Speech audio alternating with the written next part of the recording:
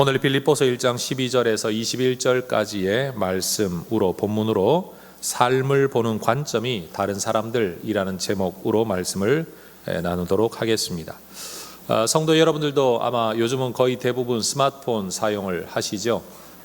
그 휴대전화기, 컴퓨터와 같은 전화기를 가지고 우리가 흔히 말하는 SNS, 소셜 네트워킹 서비스를 여러분들도 많이 사용하실 줄로 압니다. 이제는 사람을 직접 만나 대화하지 않아도, 얼굴을 대면하지 않아도 그 사람이 어떻게 살고 뭘 먹고 어디에 가서 어떻게 살고 있는지 웬만한 삶의 이야기를 다 들여다볼 수 있는 시대가 되었습니다. 연결이라는 점에서는 엄청나게 유익한 도구인 것 같습니다. 그렇지만 이 SNS가 가지고 있는 부정적인 면도 몇 가지가 있는 것 같습니다. 내가 남에게 보여주고 싶은만 포장해서, 때로는 좀 과장해서 드러내는 이 자기 과시적인 영향 또는 경향들이 이 SNS상에는 많이 나타나고요. 남들이 누리고 있는 것을 보면서 나는 그렇게 누리고 있지 못하다는 상대적 박탈감을 생각하게 되는 젊은이들도 많고, 또 남이 하려는 것은 나도 해야 되겠다, 형편 생각하지 않고 무작정 따라하는 과소비 또는 허영의 성향들도 좀 나타나는 것 같고, 또 눈에 보이는 것에 너무 집착해서 그것으로 사람을 평가하는 경향도 있는 것 같습니다. 그러니 SNS가 보편화되면 보편화될수록 사람과 사람을 연결하는 장점이 어떤 면에서는 가치의 공유, 그 가치의 공유가 좀 고상한 가치의 공유가 아니라 눈에 보이는 가치만 공유하게 되어서 너무 많은 세속화 또는 물질주의화, 때로는 내가 남에게 뭔가를 자꾸만 보여주려고 하는 어떤 그런 또 다른 삶의 패턴이 만들어지는 것은 염려인 것 같습니다. 제가 생각하기에 이 SNS의 시대라는 것은 한쪽으로는 소유, 또 한쪽으로는 경험이라는 차원에서 남들과 동질성을 추구하는 것 같아요. 남이 가진 건 나도 가져야 되고, 남이 경험한 건 나도 경험하고 싶다라는 동질성을 한쪽으로는 추구하면서, 또 한쪽으로는 남이 가지지 못한 것을 가진 것과 남이 하지 못했던 것을 내가 경험한 것을 좀 자랑하고 드러내면서 차별성을 추구하는 것이 이 SNS가 가진 양면성이 아닌가라는 생각을 합니다. 제가 SNS를 이야기하는 이유는 이것입니다. 여러분, 우리의 생각과 가치도 우리도 모르는 사이에 점점 비슷해져가고 있다라는 겁니다. 여러분은 여러분의 삶이 행복하십니까? 행복하지 않다라고 여기고 있다면 어떤 이유, 어떤 기준에서 행복하지 않다라고 생각하고 계신 겁니까? 저는 오늘 바울이라는 사람의 이야기를 나누려고 합니다. 바울이라는 사람은 자신의 삶의 가치 또는 행복의 기준, 인생에서 누리는 기쁨의 근거, 또 인생에서 자기가 처하게 된 상황과 삶에 대한 어떤 해석의 관점이 다른 사람들과는 굉장히 남달랐던 것 같습니다. 다시 말해, 오늘날처럼 보편적 사고를 하는 사람들이라면 절대 가지지 않았을 그만의 아주 독특한 관점, 기준, 그런 생각들을 가지고 있었다라는 거죠. 여러분, 바울은 지금 옥에 갇혀 있습니다. 이제 황제의 재판을 기다리고 있죠. 어쩌면 거기에서 사형의 판결을 받을런지도 모릅니다. 여러분, 그런 형편에 처해 있다면 우리가 주로 어떤 생각을 할까요? 보편적인 사람들이라면 내가 지나온 삶을 돌아보겠죠. 어쩌다가 여기까지 왔나? 내가 여기 감옥에 들어올 만큼 내가 지나온 삶을 살아온 것이 의미와 가치가 있는 것일까? 아니면 어떻게 이 감옥에서 나갈 수 있을까? 예수 믿는 사람이라면 이런 기도를 하겠죠. 하나님, 이번에 내 생명을 살려주신다면, 감옥에서 나를 나가기만 해주신다면 내 인생을 하나님 앞에 다 드리겠습니다. 하나님 앞에 그런 기도를 하는 사람들도 아마 있을 것입니다. 그런데 바울은 우리가 생각하는 그런 생각과는 전혀 다른 관점의 생각을 가지고 오늘 이 편지를 쓰고 있습니다. 자, 성경 12절부터 14절을 같이 한번 읽어 보겠습니다. 형제들아, 내가 당한 일이 도리어 복음 전파의 진전이 된 줄을 너희가 알기를 원하노라. 이러므로 나의 매임이 그리스도 안에서 모든 시위대 안과 그 밖에 모든 사람에게 나타났으니 형제 중 다수가 나의 매임으로 말미암아 주 안에서 신뢰함으로 겁없이 하나님의 말씀을 더욱 담대히 전하게 되었느니라. 바울은 지금 복음 전하다가 감옥에 갇힌 죄수의 신분이라는 것이 여러분 이 감옥 안에 있는 모든 사람들, 또 이 감옥을 관할하고 있는 시위대 안의 모든 사람들에게 널리 알려져 있다라고 말을 합니다. 그런데 아이러니하게도 바울은 복음을 전하다가 감옥에 갇혔는데 정작 바울은 갇혔으나 감옥 바깥에서는 복음이 더 진전되고 있다. 복음 전파가 더 널리 퍼져나가고 있다라는 이야기를 바울이 듣게 된 겁니다. 여러분 이 일은 바울은 갇혔으나 바울이 아닌 또 다른 사람들이 복음을 전하기 때문에 생겨난 결과였습니다. 여러분 바울이 복음을 전할 때는 사람들이 뒷전으로 나앉아 있었습니다. 저런 능력자가, 저런 탁월한 학자가, 저런 경험 많은 사역자가 복음을 전하니 하나님이 우리 바울을 잘 써주시기를 뒤에서 아마 기도만 했을 겁니다. 그런데 그런 바울이 감옥에 갇히고 나자 사람들 마음에 어떤 감동이 있었던 것 같아요. 저렇게까지 복음을 위해 헌신을 했는데 우리도 뭔가를 해야 되지 않겠냐. 여러분 이 복음을 전하는 이 일에 감동을 받은 사람들이, 뒷전으로 나앉아 있었던 사람들이 복음 전하는 일에 전면에 나서기 시작한 겁니다. 여러분 우리도 누군가의 간증을 들으면 마음에 감동이 있죠. 나는 못해, 나는 할 수 없어, 나는 자격도 없어, 경험도 없어, 돈도 없어, 직분도 없어. 어떤 이런저런 이유를 가지고 뒷전으로 나앉았던 사람들이 누군가의 간증 이야기를 들으면서 저렇게까지 애쓰는데, 저런 사람도 저렇게 사는데 나는 정신 차려야 되겠다. 여러분 이런 감동이 있을 때가 있지 않습니까? 바울이 감옥에 갇히고 나서야 비로소 어떤 사람들은 복음 전파에 참여하게 된 겁니다. 여러분 하나님은 이름 없는 성도들을 사용해서도 복음 전파의 진전을 이루어 내시는 줄을 믿습니다. 바울이 전할 때는 기적이 일어났습니다. 놀라운 일들이 있었습니다. 그 나름대로 복음이 전파되었습니다. 여러분 능력 없고 은사가 없고 기적이 일어나지 않더라도 복음을 전하면 하나님의 복음 전파가 진전이 있을 줄로 믿습니다. 그러니 여러분 우리의 마음속에도 이런 기대 또 이런 결심이 있어야 할 겁니다. 여러분 우리가 하나님의 복음을 전하려고 하면 복음은 전해집니다. 그러나 전하지 않으면 아무 일도 일어나지 않을 것입니다. 여러분 이렇게 복음 전파의 진전이 일어나는 것은 바울이 전혀 생각하지 못했던 일입니다. 내가 빨리 나가서 복음을 전해야 되는데, 나를 통해 하나님 역사하셔야 되는데 라고만 생각했던 바울에게 나는 갇혀 있으나 복음이 진전되고 있다. 여러분 인간적으로 말하면 좀 섭섭할 수 있죠. 내가 그 일을 해야 되는데. 그러나 바울은 그렇게 섭섭해하지를 않습니다. 한번 따라해 보십시다. 내가 생각하는 좋은 상황만이 내가 기대하는 좋은 결과를 만들어내는 것은 아닙니다. 여러분 다시 한번 생각하면서 제 말을 들어보십시오. 내가 생각하는 좋은 상황이 되어야만 내가 기대하는 좋은 결과가 만들어지는 게 아니라는 겁니다. 내가 원하지도 않고 나는 이것이 굉장히 불편하고 어렵고 이것은 굉장히 중대하고 심각한 상황이라고 여기는 그 상황 속에서도 여러분 내가 기대하지 못했던 결과가 만들어질 수 있다라는 것을 바울은 지금 경험하고 있는 겁니다. 여러분 우리는 합력하여 선을 이루시는 하나님을 믿는 사람들이죠. 하나님의 주권을 믿고 하나님의 능력을 믿는 사람들입니다. 우리 하나님 내게 좋은 것 주시는 하나님이라고 믿는 사람들입니다. 그러니 여러분 예수 정말로 제대로 믿는다면 아마 우리 마음속에는 이런 생각들이 좀 있어야 될 것 같아요. 하나님 이렇게 되기를 원합니다 라고 기도하고, 또 내가 원하는 어떤 상황이 되기를 열심히 애써서 노력을 하다가 내 잘못도 아니고 어떤 탓도 아닌데 내가 원치 않는 상황이 되었을 때 하나님 앞에 이게 뭡니까? 라고 말하거나, 아니면 이제는 죽게 되었다라고 아우성을 치거나 근심, 걱정, 염려에 빠져서 여러분 살아가는 게 아니라, 하나님 나는 기도했고 나는 애쓰고 노력을 했는데 내가 통제할 수 없는 상황이 만들어졌으니 하나님 책임져 주십시오. 하나님 내가 원하는 상황은 아니지만 나는 여전히 하나님의 영광을 꿈꿉니다. 하나님 이 상황 속에서도 하나님의 뜻이 이루어지기를 원합니다.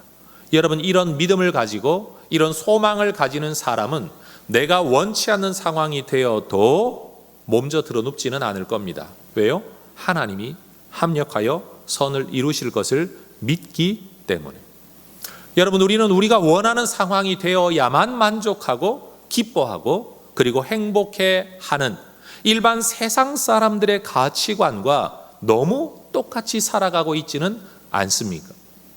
여전히 원하는 것이 이루어져야만 하나님이 영광을 받으실 거라고, 또는 내 인생이 잘 풀릴 거라고 생각하는 이 사고방식은 하나님을 믿느냐 믿지 않느냐라는 차이만 있지 결국 인생 살아가는 가치가 세상과는 다르지 않은 것이 아니냐, 우리 스스로에게 질문해 보아야 한다라는 겁니다. 여러분, 오늘 바울이 가지고 있는 이 관점을 한번 보십시오. 바울은 복음이 전파되고 있다는 사실을 빅뉴스처럼 외치고 있는 겁니다. 야, 내 말 좀 들어봐. 나는 갇혔거든. 나는 복음을 전하지 못해. 그런데 놀랍지 않냐? 복음이 전파되고 있어. 진전되고 있어. 하나님 나라 복음은 멈추지 않고 있다. 바울이 지금 빌립보 교회 성도들에게 여러분 빅뉴스로 전하고 있는 주제가 바로 이것이라는 겁니다. 그런데 여러분, 이렇게 복음이 전파되고는 있지만 바울은 이 복음을 전하는 사람들의 내적 동기가 여러 가지라는 사실을 알게 되었습니다. 성경 15절을 보십시오. 어떤 이들은 투기와 분쟁으로, 어떤 이들은 착한 뜻으로 그리스도를 전파한다. 여러분, 예수 복음을 전하면 다 같은 마음인 줄 알았는데 예수 복음을 전하는 내적 동기에 있어서 전혀 다른 사람들이 있었다라는 겁니다. 어떤 사람들은 착한 뜻으로 그리스도를 전파합니다. 우리가 알고 있는 바로 그 사람들이에요. 정말로 예수 때문에 예수를 전하는 사람들. 16절은 말하죠. 이들은 내가 복음을 변증하기 위하여 세우심을 받은 줄 알고 사랑으로 복음을 전하는 사람. 바울이 복음 때문에 저렇게 갇혔으니 우리가 대신해서라도 복음을 전해야 되지 않겠냐. 바울에 대한 애착, 바울에 대한 사랑을 가지고 바울을 대신하기 위해서라도 우리가 이 사명 감당해야 되겠다. 선한 목적과 뜻을 가지고 복음을 전하는 사람들 있었습니다. 그런데 또 다른 부류의 사람들이 있었습니다. 그들은 순수하지 못한 불순한 동기에서 예수를 증거합니다. 17절입니다. 그들은 나의 매임에 괴로움을 더하게 할 줄로 생각하여 순수하지 못하게 다툼으로 그리스도를 전파한다. 여러분, 도대체 어떤 사람들이 이런 식으로 예수를 증거하는지 우리는 알 수 없습니다. 그러나 성경 기록 그대로만 보면 그들은 사도 바울의 매임, 투옥의 상황과 그리고 앞으로 있게 될 그의 재판에서 오히려 바울에게 불리한 상황이 일어나기를 기대하면서 복음을 전하고 있는 겁니다. 아니, 예수를 전하는데 바울에게 더 불리한 상황이 일어나게 된다? 여러분, 그리스도 복음을 전하는 것이 왜 바울의 매임에 여러분 더 큰 어려움이 될까요? 그 당시 여러분 세계를 통치하고 있던 제국은 로마이지요. 로마는 남의 나라, 남의 민족을 여러분 빼앗고 억눌러 제국을 형성을 했습니다. 그러다 보니까 사회 질서 유지는 굉장히 민감하고 중요한 사안이었습니다. 그래서 로마 정부는요, 집회와 소요 상황에 굉장히 민감했습니다. 사실 예수님께서도 이 땅에 계실 때에 예수님 계신 곳에 사람들이 자꾸만 몰려드니까 여러분, 이 몰려든 사람들이 언제 어떻게 로마의 반대파로 돌아설지 모른다는 이유 때문에 로마 정부는요, 예수님을 주목했어요. 여차하면 군사력을 동원해서 제재를 가할 잠재적 불순한 인물이 바로 예수님이었다는 겁니다. 여러분, 예수님 이후로도 예수 복음을 전파하는 곳마다 갈등이 일어났습니다. 왜요? 예수님은 하나님의 아들이시다, 그리스도다, 죽었다 사흘 만에 살아나셨다라고 선포하는 기독교의 복음이 예수는 죄인이라고 잡아 죽인 유대교하고는 갈등이 일어날 수밖에 없는 거죠. 그래서 유대인들은 언제나 예수 복음을 반대했고 예수 복음 전하는 자들을 투옥하고 끊임없이 해를 가했습니다. 그리고 예수 복음을 전하는 곳에는 헬라와 로마 사람들과도 갈등이 일어났습니다. 왜냐하면 헬라와 로마 신화에 나오는 신들을 섬기는 그들에게 예수만이 참 하나님이다, 하나님만이 유일하신 하나님이다 라고 말하는 이야기가 여러분 결부되지가 않는 거죠. 육체는 악한 것이다, 영혼만이 고귀한 것이다 라고 말하는 사람들에게 예수가 육체로 부활했다라는 이 선포는 여러분 도무지 그들이 받아들일 수 없는 가르침인 거죠. 그러니 예수 복음은 그 당시에 이쪽으로 가나 저쪽으로 가나 어디서든지 소요와 갈등을 유발시켰다라는 겁니다. 그래서 심지어 데살로니가에서 복음을 전할 때에도 데살로니가 사람들이 바울 일행을 두고 뭐라고 말을 했는가 하면 천하를 어지럽게 하는 사람들이라는 말로 바울의 선교 사역을 평가하는 겁니다. 천하를 어지럽게 하는 사람들, 이런 사람들이 있는 곳마다 갈등이 일어나는 불순한 요소들, 사람들이라는 거죠. 이럴 때 예수 복음을 더 강하게, 더 널리, 더 적극적으로 전파를 하게 된다면 로마 정부는 기독교에 대하여 더 민감해질 것이고, 이 복음 때문에 갇혀있는 바울이라는 인물을 더 강력하게 처벌해서라도 이 사회적인 문제를 소란하지 못하게 만들려고 할 것이라고 계산하고, 이런 의도를 가지고 복음을 열심히 전하는 사람들이 있었다라는 겁니다. 저는 이렇게 설교하고 있지만 저는 여전히 도무지 이런 사람들이 이해가 되지를 않습니다. 아마 여러분도 마찬가지일 겁니다. 그리스도를 설교하는 사람들, 그리스도를 전도하는 사람들, 그리스도를 선교하는 사람들이 어떻게 그리스도를 전하는 사람에게 해가 더 가도록 그 목적을 가지고 그리스도를 전할 수 있을까? 어떻게 그런 마음을 품을 수 있는가? 그리스도를 전하다가 재판받고 있는 사람에게 괴로움을 더하게 하려고 악한 의도를 가지고 설교하고 전도하고 선교하는 이 복음이 과연 진짜 진리가 맞을까? 투기, 시기, 다툼, 반대, 분쟁, 경쟁과 당파심을 가지고 설교하는 설교자가 진짜 설교자가 맞는 걸까? 우리는 이들이 누구인지, 어떤 사람들인지, 왜 그러한 마음을 품게 되었는지 우리는 전혀 알지 못합니다. 성경은 이 사람들에 대한 정보를 우리에게 제공하지를 않습니다. 그러나 최소한 바울의 표현을 보면 그런 사람들이 존재하고 있었다는 것만큼은 사실입니다.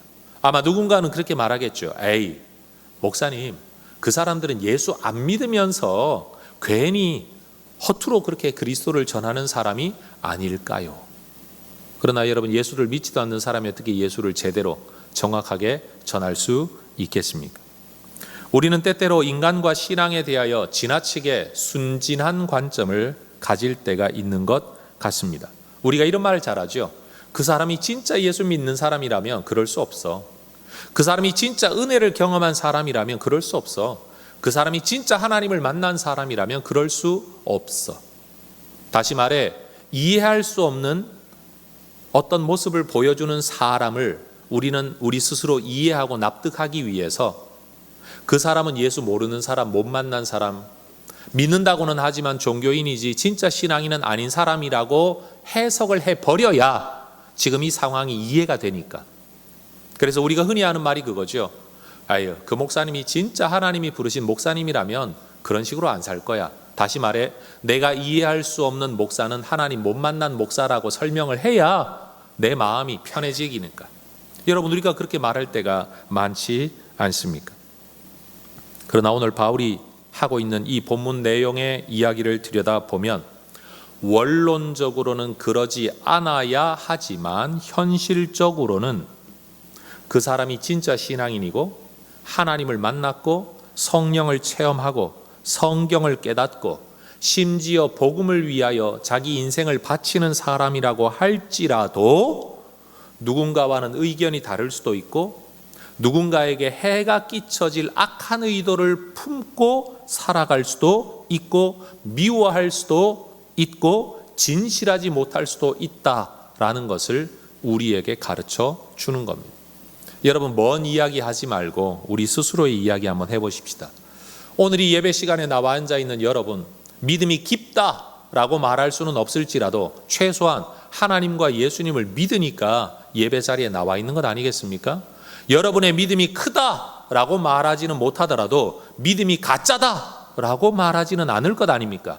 그러면 가짜가 아닌 믿음을 가지고 있는 여러분은 생각하는 대로, 옳다고 여기는 대로, 예수 믿는 사람이라면 이렇게 살아야 된다라고 생각하는 대로, 말하는 대로 잘 살아가고 계십니까? 옆에 분 한번 질문해 보십시다. 그렇게 살고 계십니까? 왜 이렇게 쭈뼛거리세요 다들? 어차피 저도 마찬가지예요. 아니요? 저도 그렇게 대답해요. 아니요? 그럼 여러분 또 한번 스스로에게 질문해 보세요. 그러면 당신의 믿음이 가짜입니까? 아니요. 믿음은 진짜인데도 불구하고 우리의 삶은 우리의 믿음을 못 따라오는 게 현실이죠. 그래서 인간을 두고 죄인이라고 말을 하는 겁니다. 우리의 힘과 능력으로는 구원에 도달할 수 없는 사람, 예수 아니고는 절대 구원에 이룰 수 없는 우리라는 겁니다. 그러니 여러분, 예수를 믿고 난 이후에도 변화된 모습으로 인정받으려고 하는 분들, 제가 예언합니다. 100% 여러분은 실패합니다.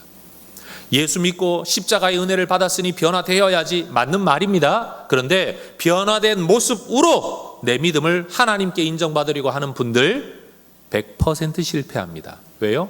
아무리 변화되어도 구원 얻기에는 부족하고 하나님 앞에 완전하게 인정받기에는 부족하기 때문에요. 그러니 여러분, 예수 믿고 나서도 율법과 자기 의로만 자꾸 가려고 하는 사람, 내 능력과 내 자격과 내 자신의 뭔가를 갖추기를 꿈꾸는 사람들은 반드시 실족하게 되어 있습니다. 시작할 때나 끝날 때까지나 우리가 붙들어야 할 것은 예수 십자가의 은혜밖에 없는 줄로 믿습니다. 그런데 여러분, 바울은 분명히 누군가는 착한 뜻으로, 누군가는 분쟁과 시기로 복음을 전하고 있다는 사실을 알고 있습니다.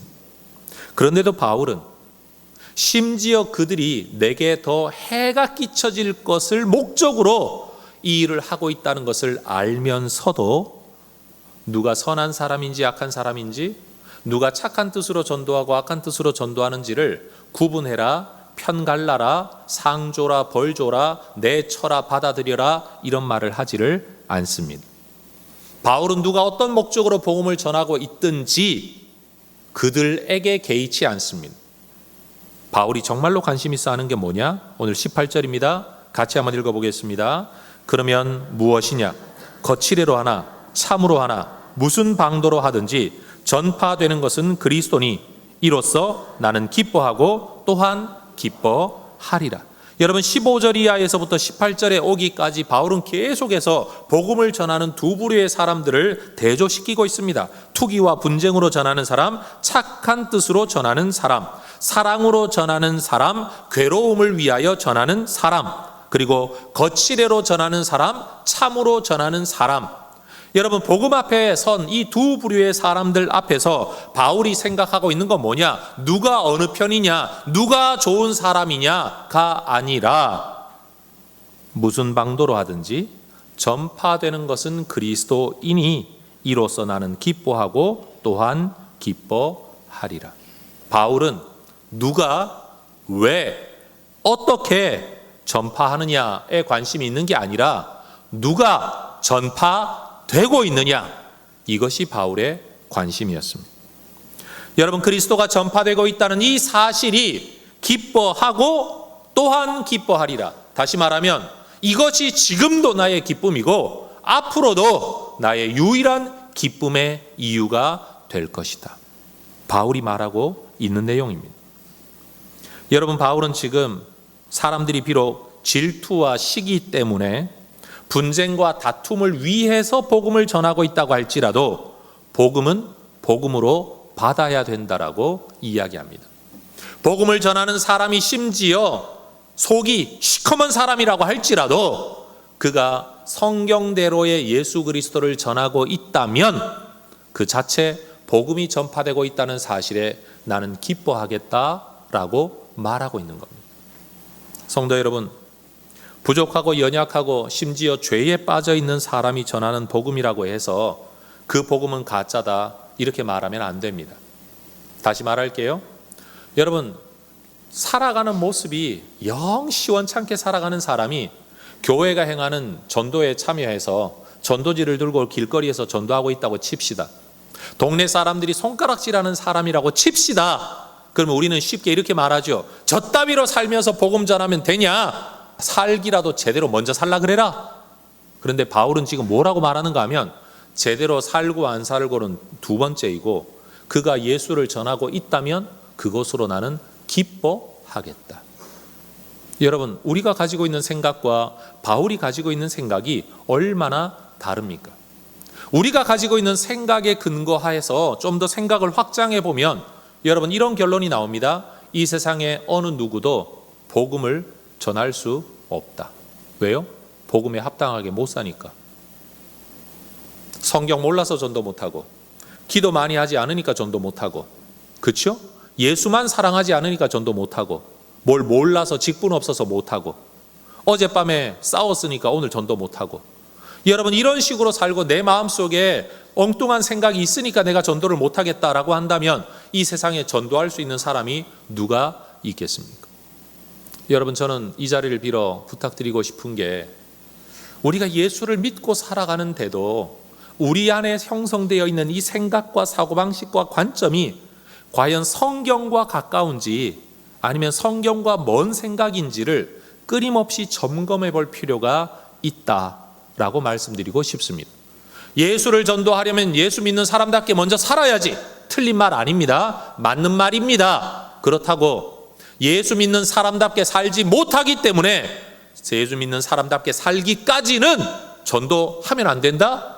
이건 말도 안 되는 소리라는 겁니다. 여러분, 누군가에게 예수 믿으라고 전도한다고 칩시다. 오늘 오후에도 전도 축제가 있지 않습니까? 나는 네가 같이 예수를 믿으면 좋겠다. 하나님이 너의 아버지가 되어주시기를 원하신다. 너도 하나님을 믿고 그 은혜를 누리며 살면 좋겠다라고 이야기를 할 때 여러분, 정말 내가 그 사람 앞에서 떳떳하기 때문에 그 이야기를 하는 겁니까? 부족함에도 불구하고 우리는 하나님 이야기를 나누는 거죠.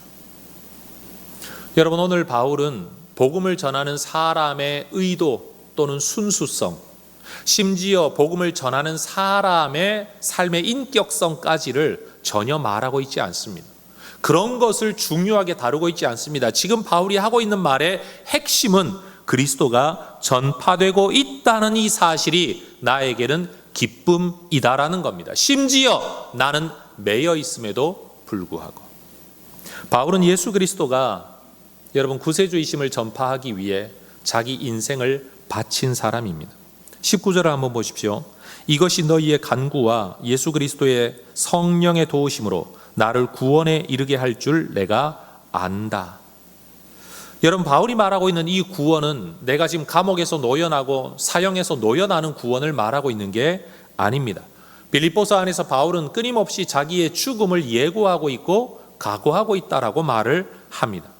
바울이 하고 있는 이 말, 너희의 기도 속에서 예수 그리스도의 성령의 도우심 안에서 내가 원하는 구원이 있다, 내가 원하는 소망이 있다라는 겁니다. 그게 뭘까요? 바울이 빌립보 교회에 써보낸 편지 1장 6절에 보면 이런 구절 있죠. 너희 안에서 착한 일을 시작하신 이가 그리스도 예수의 날까지 이루실 줄을 우리는 확신한다. 너희 안에 착한 일이 뭡니까? 하나님이 우리에게 주신 구원의 일입니다. 예수 그리스도를 통해 허락하신 구원의 일 자체. 그리고 우리를 통한 착한 일은 뭐냐? 우리를 통해 그리스도 복음이 전파되고 있다는 이 착한 일, 예수가 우리 안에 이루신 착한 일과 우리가 예수를 위해 행하고 있는 이 착한 일을 그리스도 예수의 날까지 이루어 가실 것을 나는 원한다, 나는 믿는다. 바울이 꿈꾸었던 소망입니다. 저는 1장 6절의 말씀이 오늘 1장 19절에도 반복되고 있다라고 저는 생각을 합니다. 너희의 기도 안에서, 그리고 예수 그리스도의 성령의 도우심 안에서 우리가 원하는 진정한 구원, 진정한 복음의 전파에 소망을 나는 품고 있다. 내가 갇혀 있는 이 상황이, 앞으로의 미래가 더 암담한 이 상황이 나를 향한 하나님의 구원을 막지 못할 거다. 세상을 구원하고자 하는 하나님의 뜻을 가로막지는 못할 거다. 황제가 가로막지 못한다. 로마가 가로막지 못한다라는 겁니다. 여러분, 내가 판단하는 상황의 좋고 나쁨이 나를 향한 하나님의 구원의 뜻, 생명의 역사를 가로막을 수 없다라는 겁니다. 여러분, 세상이 어떤 환경과 어떤 어려움을 겪더라도 하나님의 구원 역사를 가로막을 수는 없다는 믿음, 바울이 가졌던 이 소망을 우리 모두가 품게 되기를 원합니다. 여러분, 바울은 자신의 삶을 통해 기대하는 하나님에 대한 유일한 소망이 뭐냐?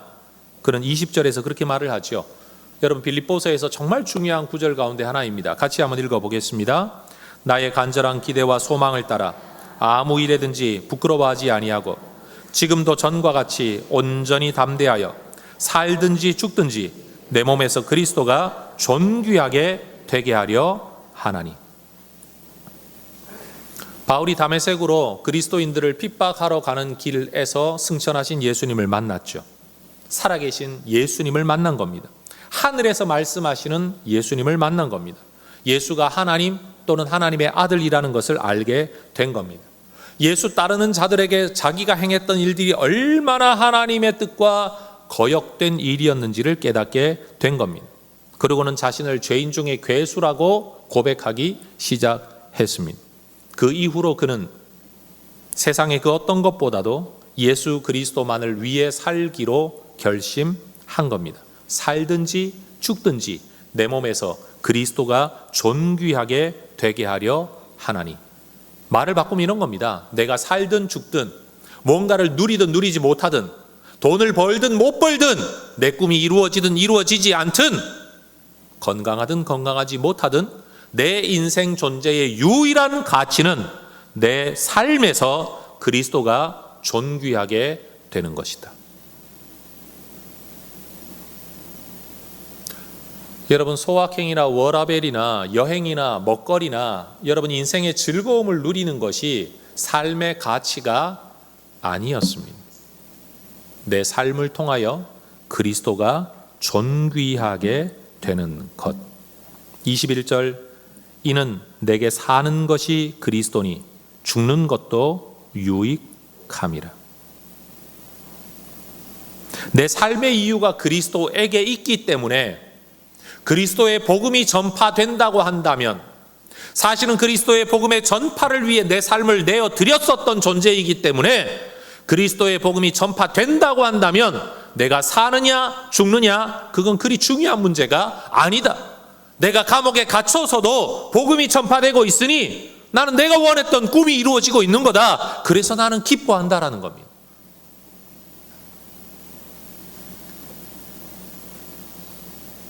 여러분, 우리는 어떤 삶의 가치와 목적을 가지고 살아가고 있습니까? 바울은 자신의 인생 속에서 내가 어떻게 되느냐, 내가 어떤 대접을 받느냐, 내가 무엇을 누리느냐, 내가 얼마나 이루느냐에 관심이 있는 게 아니라 그리스도가 어떤 대접을 받느냐, 그리스도가 어떻게 되느냐, 그리스도가 얼마나 전파되느냐, 거기에 자기 인생의 목표를 두었다라는 것.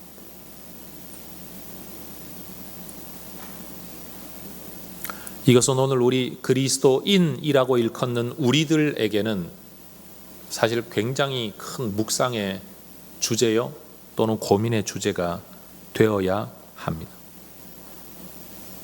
제가 질문해 볼게요. 마음으로 대답해 보세요. 여러분은 여러분의 꿈과 소원을 이루기 위해서 하나님을 이용하는 사람입니까? 아니면 하나님의 꿈과 소원을 이루기 위해서 여러분의 인생을 이용하는 사람입니까?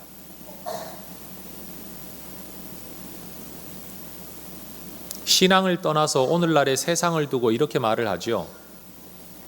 사람을 사랑하기 위해서 돈과 세상의 모든 것들을 사용해야 되는데, 다시요.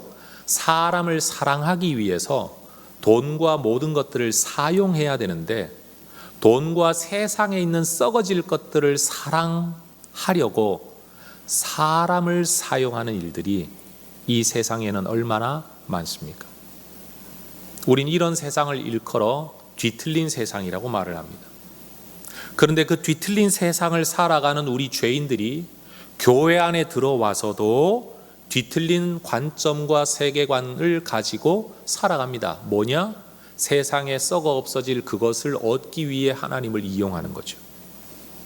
그것이 온전히 내 꿈인데 하나님이 도와주지 않아서 삐지고 시험 들고, 그거 이루어주지 않으니까 하나님을 안 믿겠다라고 말을 하는,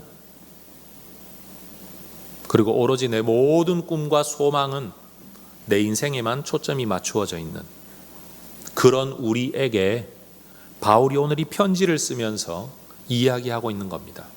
나는 내 인생이 어떻게 되냐, 얼마나 오래 사냐, 건강하냐, 감옥에서 갇히냐, 노연하냐, 이런 게 내게는 중요한 게 아니다. 죽는 것도 사는 것도 내게는 중요한 이슈가 아니다. 내가 일을 하느냐, 나에게 해코지를 하려는 사람들이 일을 하고 있냐, 그게 중요한 게 아니다. 그리스도 복음이 전파되고 있다는 이 사실 자체가 내게는 중요하다. 여러분, 얼마나 큰 관점의 차이입니까? 그러니 여러분, 우리가 예수 믿고 신앙생활 하면서도 우리가 꼭 생각해야 될 건 뭐냐, 예수 믿느냐 믿지 않느냐, 이거는 여러분 초신자들이 고민해야 될 문제예요. 전도할 때 고민해야 될 문제예요. 예수 믿고 나서는 뭐가 문제냐, 예수 믿는 내가 정말 하나님의 뜻으로, 하나님의 관점으로 성장해 가고 있느냐.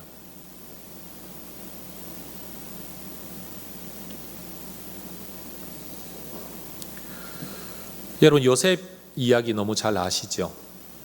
요셉은 형들에게 팔렸습니다. 시기 때문에, 질투 때문에 돈 몇 푼에 팔렸습니다. 형들은 동생 팔아먹고도 떳떳하게 잘 살았습니다. 요셉이 팔려가는 그 순간 하나님은 계시지 않은 것 같았습니다. 요셉이 얼마나 울부짖으며 하나님의 이름을 불러 기도했겠습니까? 그러나 하나님 침묵하셨습니다. 하나님도 없는 것 같았고 정의도 없는 것 같았습니다. 형들은 수송아지를 죽여가지고요, 동생 옷에다가 그 수송아지 피 묻혀가지고 능청 떨면서 아버지 앞에 가 말합니다. 우리 돌아오다가 이 옷 주웠는데 이거 혹시 요셉 옷 아닌지, 아버지가 입혀준 그 옷 아닌지 한번 보십시오. 자기들의 손으로 팔아놓고도 그렇게 거짓말합니다. 야곱은 속았습니다. 야곱은 자기 아들이 죽은 줄 알았습니다. 진실은 묻혀졌습니다. 정의도 묻혀졌습니다. 시간은 흘러갑니다. 형들은 발 뻗고 잘 살았습니다. 아버지 야곱은 잃어버린 아들, 그 아들 생각하며 여러분 가끔씩 눈물 지었을 겁니다. 아버지의 피눈물이 흐를 때 형들은요, 발 뻗고 편안하게 잠을 잤습니다. 공의도 없고 정의도 없고 하나님도 안 계신 것 같았습니다. 여러분, 전 중동 지역에 기근이 들었습니다. 곡식 얻기 위해 이집트로 내려갔습니다. 그때 하나님의 섭리 안에서 이 이집트의 총리가 되어 있었던 요셉이 형들을 알아보고 말합니다. 당신들은 나를 팔았지만 하나님은 생명을 구원하시려고 나를 먼저 보내셨습니다. 그 생명이 누구 생명입니까? 나를 해하려고 했던 당신들의 생명. 나중에 야곱이 죽을 때가 다가오고 있습니다. 형들 겁났습니다. 아버지가 살아계시니 그나마 저렇게라도 참았을 텐데 아버지 돌아가시고 나면 우리 죽은 목숨이다. 그런데 그때도 요셉은 또 형들에게 말합니다. 염려하지 마라. 내가 하나님을 대신하겠느냐. 당신들은 나를 팔았지만 우리 하나님은 생명을 구원하시려고 나를 이곳으로 보내셨다. 여러분, 요셉이 참고 살아야 했던 그 많은 시간 동안 내가 원하는 인생만을 꿈꾸었다면 하나님은 그 자리에 계시지 않았죠. 요셉이 원했던 것은 아버지 품 안에서, 내 고향 땅에서, 아버지 집에서 해와 달과 11별이 내게 절을 하는 그 인생을 꿈꾸었겠죠. 그런데 그의 꿈이 허물어집니다. 형들에게는 팔려갑니다. 억울한 누명을 뒤집었습니다. 감옥에서도 외면을 당하지 않습니까? 그런데 여러분, 우리는 요셉 이야기를 알기 때문에 이렇게 말할 수 있습니다. 인간적으로는 다 실패하고 안 되는 그 모든 과정 속에서 하나님은 요셉과 함께 하셨다. 지금 여러분의 삶의 형편이 어떠하십니까? 기도대로 되는 거 하나도 없고 하나님은 내 기도에 응답도 안 하시고, 나는 지금 불의한 일을 당하고 있고, 공의와 정의는 사라져 버렸고, 나를 해코지하는 나쁜 놈은 발 뻗고 자고, 나는 피눈물 흘리면서 밤잠을 설치고 있다. 억울한 일에 또 다른 누명도 뒤집어 쓰고 있고, 배신도 당하고 있다. 하나님 여러분 인생에 안 계신 것 같죠? 그러나 우리는 요셉 이야기를 통해 머리로는 이렇게 대답할 수 있을 겁니다. 그래도 하나님 나와 함께 하신다.